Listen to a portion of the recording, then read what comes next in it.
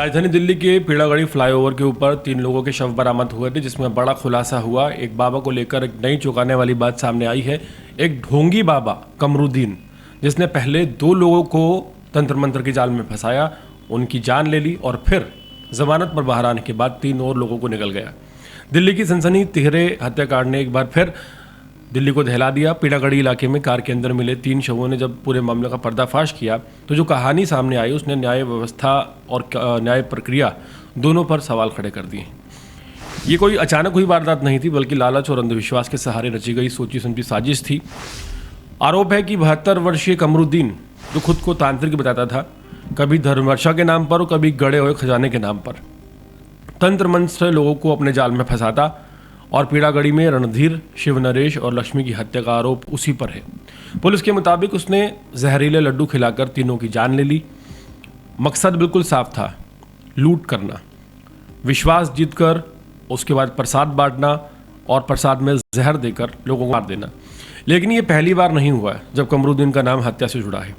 1 साल पहले जाते हैं तो 2025 में उत्तर प्रदेश के फिरोजाबाद जिले के थाना मक्खनपुर में उस पर दोहरे हत्याकांड का, यानी कि डबल मर्डर का मामला दर्ज हुआ था। वहाँ भी उसने लालच दिया और अंधविश्वास को हथियार बनाया। उसने लोगों से कहा कि वो ज़मीन में घड़ा हुआ धन निकाल सकता है और इस तरह से अपने प्रभाव में उनको लिया। फिर वही तरीका अपनाया कि जहरीला लड्डू देकर उनकी हत्या कर दी। पुलिस ने उसे गिरफ्तार किया, जेल भी भेजा। मामला भी गंभीर था, 2 निर्दोष लोगों की जान जा चुकी थी। यहीं से कहानी खतरनाक मोड़ लेती है। दोहरे हत्याकांड का आरोपी होने के बावजूद कमरुद्दीन को हाईकोर्ट से जमानत मिल गई। जेल से बाहर आने के बाद उसने फिर वही रास्ता चुना, ना कोई पश्चाताप, ना कोई डर। उसी पुराने तरीके से उसने 3 और लोगों को लालच तंत्र के जाल में फंसाया और इस बार 3 जिंदगियां खत्म हो गई राजधानी दिल्ली के पीड़ागढ़ी फ्लाईओवर के पास।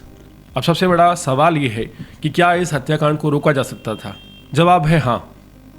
अगर दोहरे हत्याकांड का आरोपी कमरुद्दीन जेल से बाहर ना आता, अगर उसको जमानत ना मिलती, अगर उसके आपराधिक इतिहास को और गंभीरता से लिया जाता, तो शायद रणधीर, शिव नरेश और लक्ष्मी आज जिंदा होते।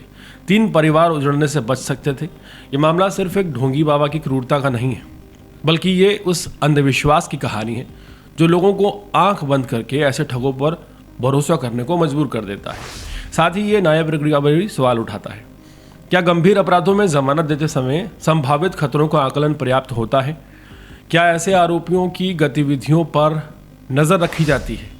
कमरुद्दीन अब फिर सलाखों के पीछे है, लेकिन इस बार उसकी वापसी की कीमत 3 निर्दोष जिंदगियों ने चुकाई है। ये ट्रिपल मर्डर केस एक चेतावनी है। अंधविश्वास जानलेवा हो सकता है और कानून की छोटी सी चूक भी बड़े अपराध का रास्ता खोल सकती है। इस पूरे मामले का निष्कर्ष बेहद कड़वा है। एक ढोंगी बाबा ने लालच और अंधविश्वास को हथियार बनाकर पहले 2 लोगों की जान ली, फिर जमानत पर बाहर आकर 3 और निर्दोषों को मौत के घाट उतार दिया। अगर पहली वारदात के बाद सख्ती बरती जाती, उसे जमानत ना दी जाती, जमानत के फैसले में संभावित खतरों को ज़्यादा गंभीरता से आंका जाता, तो शायद ये ट्रिपल मर्डर टाला जा सकता था। ये घटना सिर्फ एक अपराध की नहीं, बल्कि सिस्टम और समाज दोनों के लिए चेतावनी है। कानून को ऐसे मामलों में और ज़्यादा सतर्क होना होगा और लोगों को भी अंधविश्वास के जाल से बाहर निकलना ही होगा, वरना लालच और ढोंग का